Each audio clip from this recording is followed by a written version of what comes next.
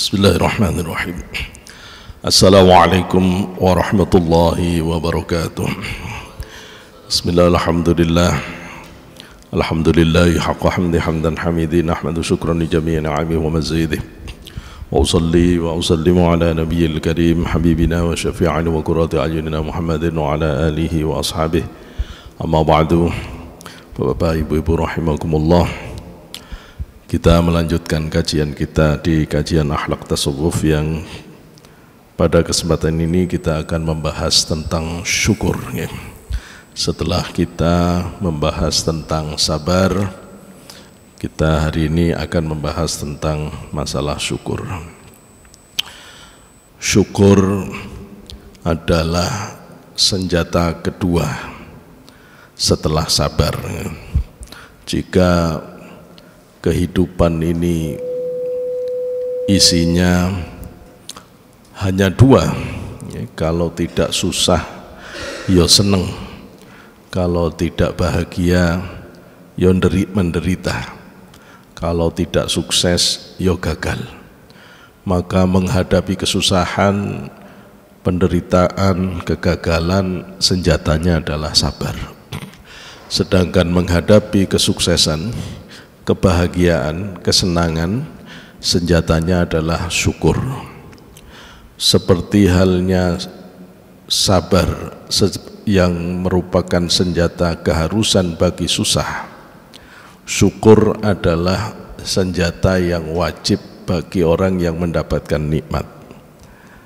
Bagi orang yang mendapatkan ujian dari Allah, Allah tidak memberi pilihan lain kecuali sabar, tabah menghadapi kesulitan. Allah mengingatkan di dalam hadis qudsi, orang-orang yang tidak mau sabar dengan ujian Allah malah disuruh pindah dari bumi ini, suruh mencari Tuhan selain Allah. Malam yarda biqadai walam yasbir ala balai falyakhruj min tahtis samai falyatlub robban siwaya. Siapa yang tidak ridho dengan ketetapan takdirku, ujian, balak, sakit, kegagalan, maka hendaklah dia keluar saja dari kolong bumi ini, kemudian cari Tuhan selain aku. Keluar dari bumi mau kemana? Makanya tidak punya pilihan kita. Kalau kena ujian susah wajib sabar. Tapi untuk mendapat nikmat juga kita tidak diberi pilihan. A'udzubillahi minasyaitonirrajim. La in syakartum la azidannakum wa la in kafartum inna adzabi lasyadid. La in syakartum, apabila kamu bersyukur, kalian bersyukur atas nikmat yang Allah berikan, la azidannakum, itu ada dua taukid, lamnya taukid, nun siddah juga taukid. Benar-benar Allah pasti akan tambah kenikmatan itu. Wala in kafartum, tapi kalau kamu ingkar, kufur, inna adzabi lasyadid, Allah peringatkan azabku pedih, azabku itu sangat menyakitkan. Maka pada pilihan kedua ini kita tidak diberi pilihan juga. Pada kenikmatan Allah tidak memberi pilihan lain, wajib syukur. Siapa yang dapat rahmat, siapa yang dapat nikmat, siapa yang dapat kesuksesan, siapa yang dapat kesehatan, wajib syukur. Wajib syukur, wajib syukur. Syekh Abdul Qadir Al-Jilani mengingatkan, in ja'atkumul balwa fastaghil bis sabri wal muwafaqah. Kalau yang datang kepada kamu itu balak, ujian, fastaghil bis sabri wal muwafaqah, belajarlah kamu untuk terus sabar, wal muwafaqah, dan belajar menerima keadaan. Jangan menolak keadaan, tambah rumet, tambah susah, tambah susah. Menerima keadaan dan sabar, dan sabar. Tapi in ja'atkumun na'ma, apabila yang datang kenikmatan, ya, fastaghil bisyukri wadzikr, sibukkanlah kamu dengan bersyukur dan zikir, ingat kenikmatan itu dari Allah. Persoalannya adalah syukur itu apa? Kalau sabar sudah dibahas kemarin, ya. Sekarang syukur itu apa? Ya, syukur itu apa? Di dalam kitab Madarijus Salikin, Ibnu Qayyim al-Jauzi mengartikan syukur itu, asyukru huwa uquful qalbi ala mahabbatil mun'im wal jawarih ala ta'atihi wa juryanul lisan bidzikrihi wa thana alaihi. Syukur itu adalah diamnya hati pada mencintai sang pemberi nikmat, hati mencintai Allah sang pemberi nikmat. Wal jawarih, anggota tubuh ala ta'atihi, anggota tubuhnya tambah taat. Dikasih naik pangkat, panjenengan hatinya tambah seneng ke Allah sebagai pemberi kenikmatan, badannya, anggota tubuhnya tambah rajin sholat, tambah rajin ibadah. Wa juryanul lisan bidzikrihi wa thana alaihi, lisannya memuji-muji, lisannya mengingat Allah, memuji Allah. Alhamdulillah. Jadi kalau jenengan dapat nikmat, hati seneng kepada Allah yang memberi nikmat, anggota tubuh taat dengan ketaatan, terus lisan mengucapkan alhamdulillah, muji-muji Gusti Allah, ya. Muji-muji Gusti Allah. Ibnu Ajib al-Hasani, Ibnu Ajib al-Hasani mengartikan syukur itu adalah huwa farhul qalbi bihusulin ni'mah. Syukur itu adalah senengnya hati bihusulin ni'mah, karena tercapainya kenikmatan. Ma'asarfil jawarihi fi ta'atil mun'im, dengan ditampakkan anggota tubuh itu tambah taat di dalam ibadahnya mengabdi kepada sang pemberi nikmat. Wal i'tiraf bi ni'matil mun'im ala wajhil hudu, dan menyadari bahwa kenikmatan ini dari Allah dan terus merendahkan diri. Nah itu, kalau kata Ibnu Ajib al-Hasani, orang itu disebut syukur, hatinya senang menerima nikmat Allah. Satu, anggota badannya dipakai taat kepada Allah. Dua, yang ketiga, hatinya itu meyakini ini dari Allah, bukan dari usahaku, sehingga tetap khudu, tetap rendah hati. Misalnya bapak usaha sampai punya keuntungan miliaran, ya, keuntungan miliaran, itu aslinya kayak bapak memang pinter usahanya, ya. Tapi pinternya usaha itu tidak dilihat dirinya, tetap ngelihatnya kepada anugerah Allah, sehingga tetap rendah hati. Nanti meskipun jadi orang tinggi, pangkatnya kaya, dunianya tetap rendah hati, tetap rendah hati. Itulah hakikat syukur. Kalau ada orang syukur, ya, tapi kok cuma mulutnya tok alhamdulillah, mulutnya tok alhamdulillah, kelakuannya jauh dari agama, ndak syukur itu Pak, ya, ndak syukur. Orang syukur mulutnya alhamdulillah, tapi sombongnya nggak karuan, merasa ini karyaku, ini aku, yang bisa untung begini aku, sukses iki aku. Itu ndak syukur, ya, ndak syukur. Sebagian kita menganggap Ya. Sabar itu lebih sulit dari syukur. Padahal kalau kita lihat 3 kriteria tadi, Pak, syukur itu harus ada di dalam hati, syukur itu harus ada di dalam lisan, di lisan, syukur itu harus ada di anggota tubuh kita. Baru disebut syukur hakiki. Menurut para sufi, syukur itu harus ada di lisan, mengucapkan alhamdulillah. Syukur harus ada di hati, sadar ini pemberian Allah, ya, meyakini ini pemberian Allah, anugerah Allah. Perbuatannya dipakai untuk taat, rizkinya dipakai untuk taat kepada Allah. Itu syukur. Itu syukur. Panjenengan lihat orang yang tidak bisa syukur, kadang-kadang saya bingung lihat anak-anak wong lulus dari SMA. Lah kok lulus itu kan seneng, Pak, kan itu berarti dapat nikmat dari Allah. Ndak ngomong alhamdulillah, malah sepeda motoran knalpotnya entah di apa kon ngoeng, terus ndak karu-karuan, coret-coret sana sini. Mosok seneng aja ndak bisa balik ke Gusti Allah.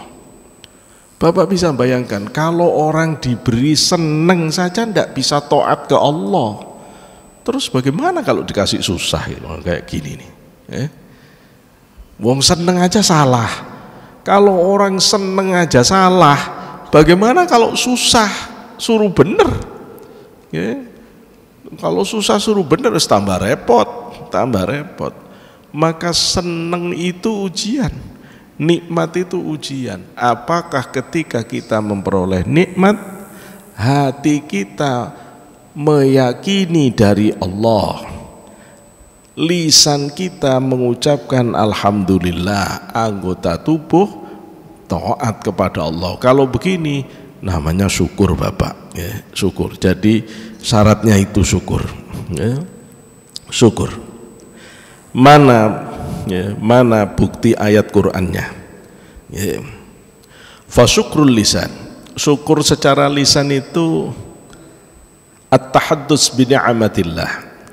Rupanya juga bisa dalam bentuk tahaddus, cerita. Bapak ngomong alhamdulillah, itu ya syukur. Bapak cerita alhamdulillah rezekiku lancar hari ini, itu ya syukur. Misalnya Bapak cerita alhamdulillah anakku keterima di perguruan tinggi ini, itu ya syukur namanya, ya. Pak, bedanya syukur sama sombong itu apa? Di niatnya. Kalau niatnya kita mengungkap kenikmatan yang diberikan Allah kepada kita tanpa rasa sombong, syukur namanya. Tapi kalau kita niat membesarkan diri, nyombong ke orang yang kita ajak ngomong, itu ya sombong. Itu udah bagus. Kalau kita begitu ya jangan cerita.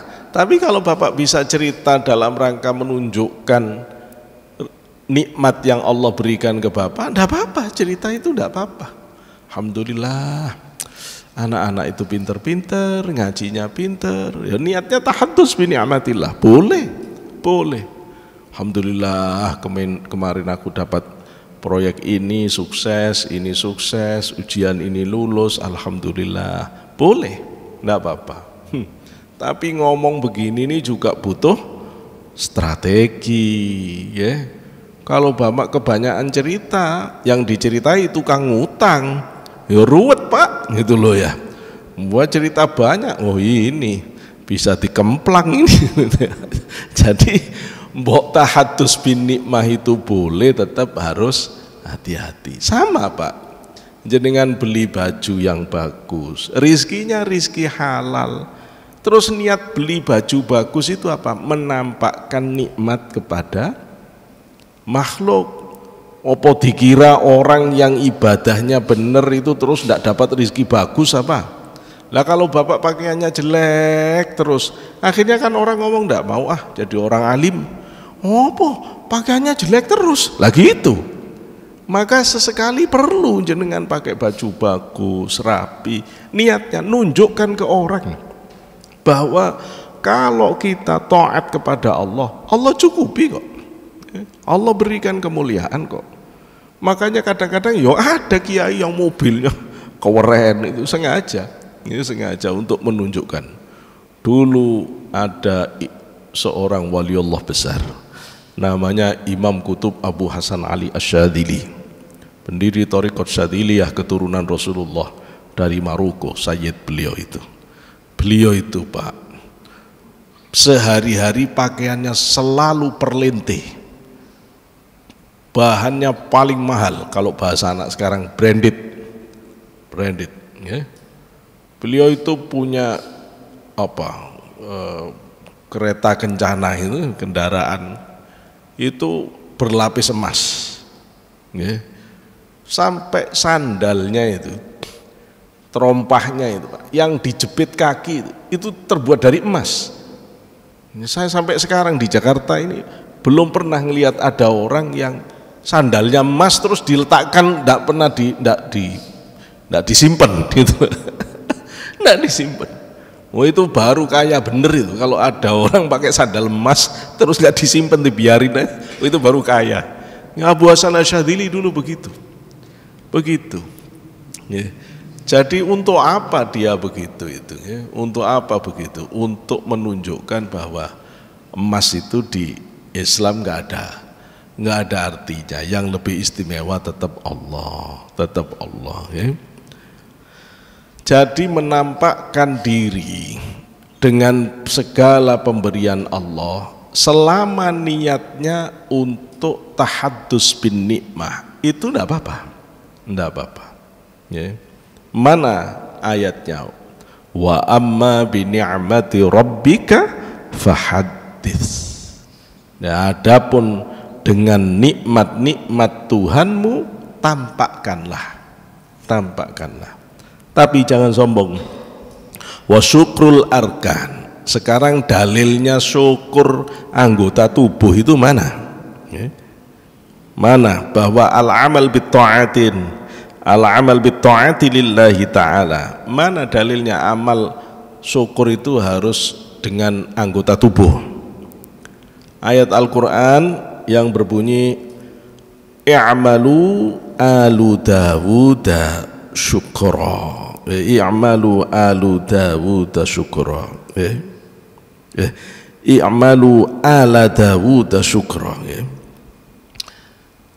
Keluarga Nabi Dawud itu senantiasa bersyukur. Keluarga Nabi Dawud itu bersyukur kepada Allah. Itu menunjukkan bahwa syukur itu dalam bentuk amal. Wa syukrul jinan, adapun syukur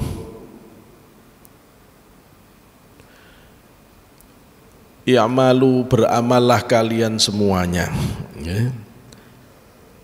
ala Dawuda, pada Nabi Dawud, syukro sebagai bentuk kesyukuran. Ayat ini menegaskan kepada orang-orang di zaman Nabi Dawud supaya beramal yang baik, berbuat yang baik sebagai tanda syukur kepada Nabi Dawud.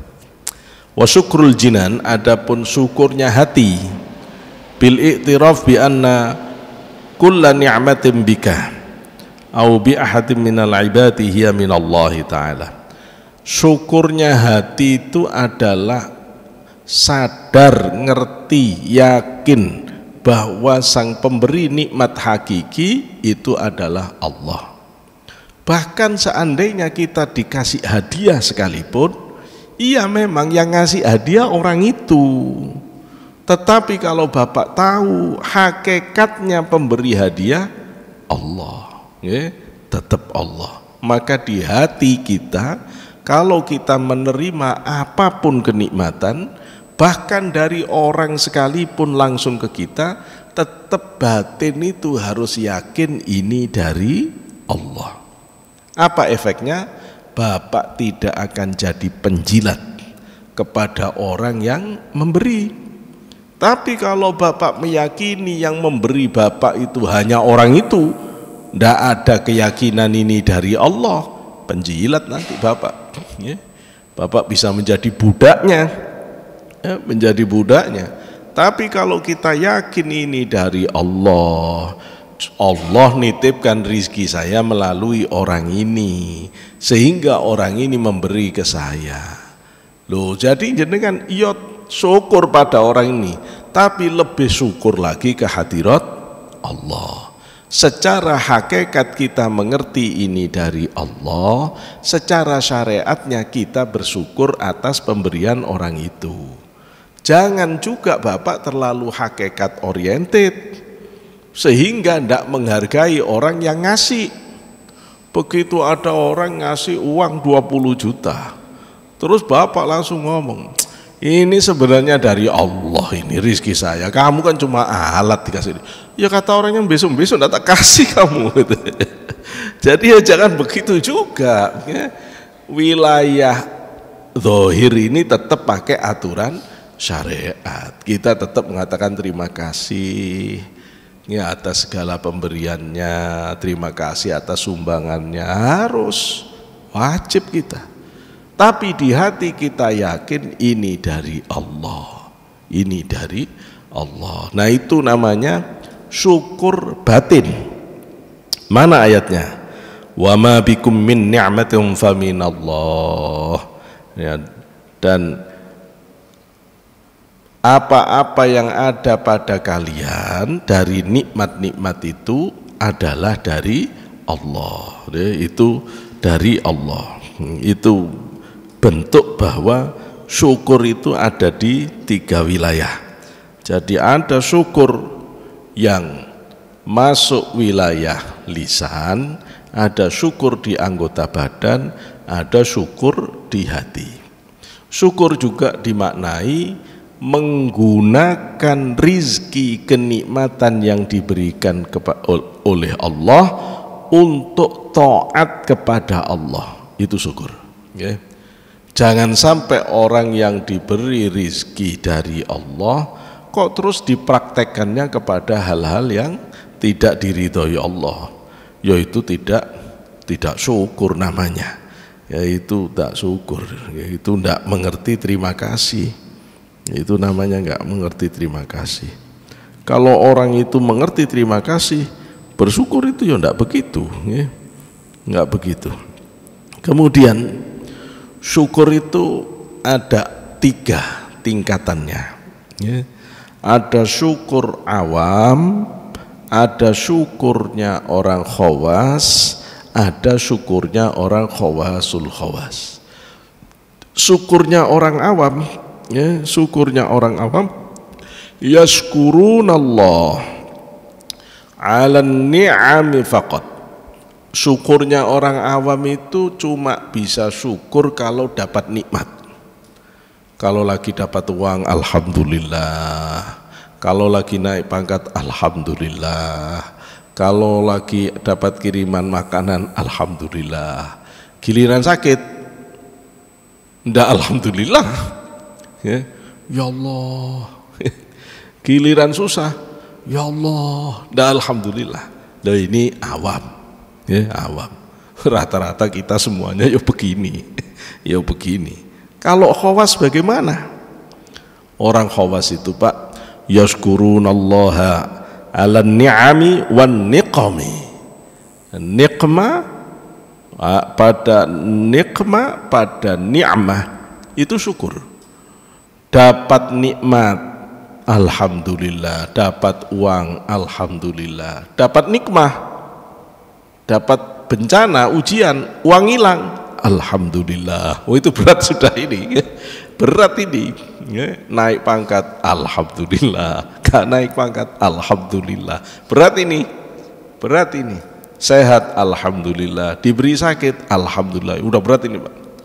Ini berat ini. Kenapa orang? Apa bisa orang dapat susah itu syukur? Bisa. kalau dia ngerti hakikat kesusahan itu. Misalnya uangnya hilang, uangnya hilang ditipu orang 10 juta. Kalau orang itu ngerti, ditipu itu hebat-hebatnya penipu ndak bisa membuat uang kita hilang. Karena sehebat-hebatnya uang kita dicuri, tetap dia akan pindah dari kekayaan akhirat kita. Ndak ada hitungan hilang dalam Islam. Ndak ada. Seandainya jatah kita dikorup oleh teman kita, kerjanya bareng, giliran dapat gaji ditelan sendiri oleh teman kita, tenang Pak. Nggak ada hitungan dikorupsi itu dalam Quran, nggak ada. Apa menurut Allah? Nggak ada, nggak ada. Ini tetap ada hitungannya di akhirat. Di akhirat ditunggu itu oleh malaikat. Ayo kembalikan ndak uang ini? Ayo dikembalikan ndak? Kalau sampai mati ndak dikembalikan, urusannya sampai akhirat. Urusannya sampai akhirat. Besok bakal disuruh oleh Allah mengembalikan.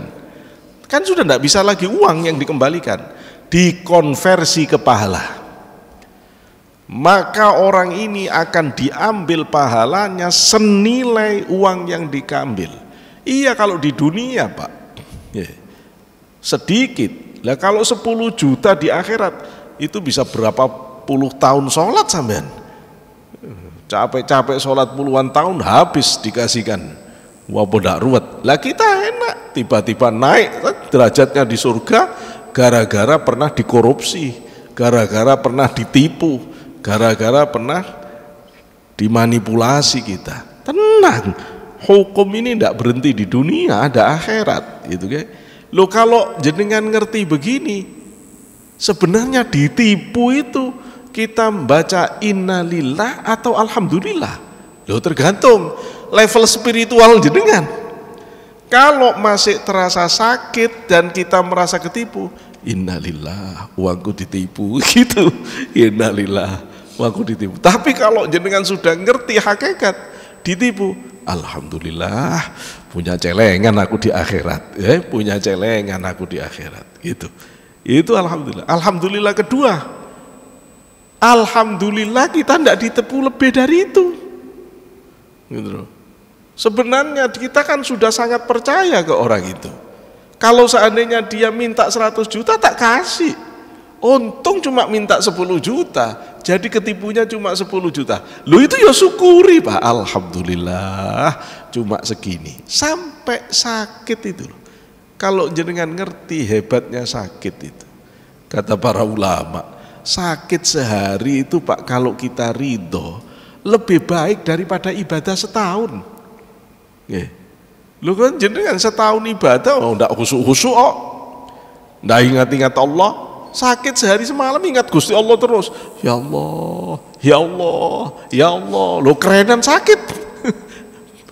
Kondisi batinnya kerenan sakit daripada saat sehat. Terus ketika sakit dosa-dosa berguguran. Terus ketika sakit derajat kita diangkat di sisi Allah. Lu kok hebat sakit itu? Kalau orang ngerti hakikat. Terus syukur lagi sakit apa? Ndak ditakdir yang lebih berat dari itu. Itu syukur. Karena Allah bisa menakdirkan yang lebih berat, tapi Allah ndak beri syukur. Nah, kalau sudah begini, jenengan bisa syukur dalam penderitaan. Ya tetap alhamdulillah masih wis susah, tapi yo gak susah-susah amat. Ya alhamdulillah meskipun ndak seperti orang-orang yang hidup berkelebihan, tapi yo ndak pernah kekurangan.